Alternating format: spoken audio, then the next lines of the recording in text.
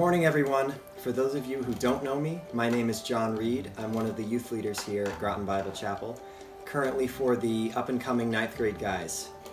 So today I want to introduce to you two different characters. We're reading from 2 Samuel chapter 9, verses 1 through 13. The first character, most of you, if not all, are probably pretty familiar with. His name is King David, and right now King David is at the height of his power. You can probably argue that he is one of, if not the, most powerful person in the world at the time we're reading from. He's the leader of Israel, which is one of the most powerful nations in the world at the time. On the flip side, the other character I want to introduce to you, his name is Mephibosheth. He is from Saul's family, former King Saul, rival of David. So you could say they're kind of political enemies at the moment. And Mephibosheth is also injured in both of his feet, so he can't walk. And the most interesting dynamic of these two characters is that King David, at the moment, literally kind of has everything in life. And on the flip side, Mephibosheth kind of has nothing.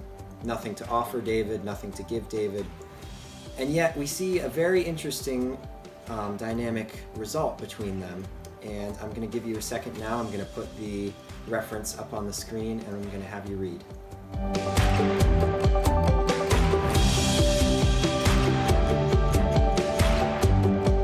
Okay, welcome back. Clearly, King David in this passage made an incredible act of kindness towards Mephibosheth. And the question that arises from this is, what is King David's motivation behind this? Why did he do it?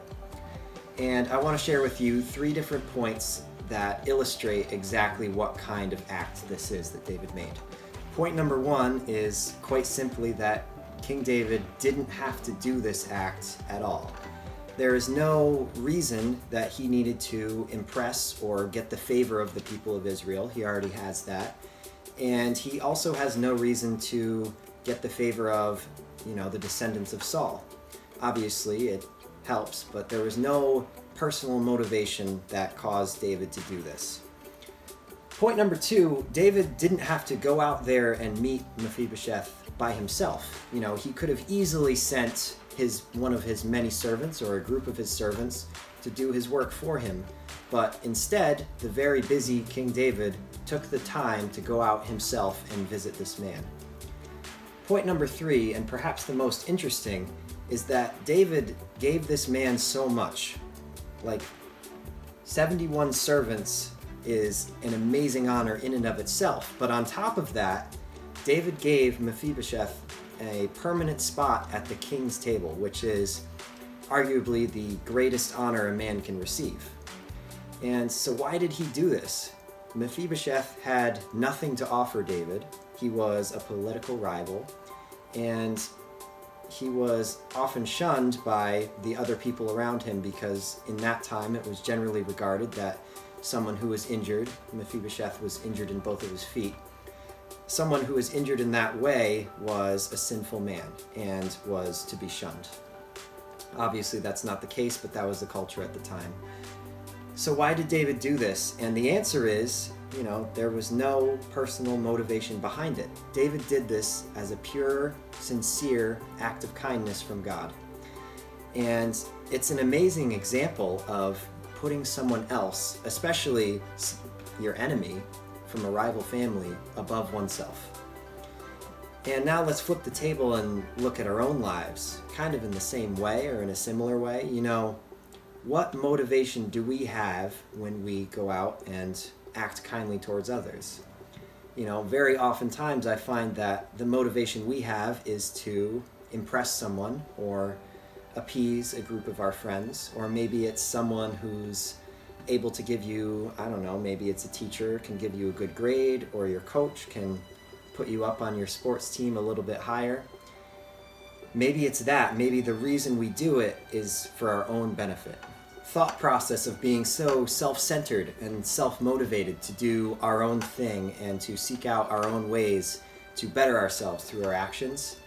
This can cause adverse personality traits, including, say, arrogance or selfishness or even pride, which is obviously, as Christ followers, not the personality traits we want to portray.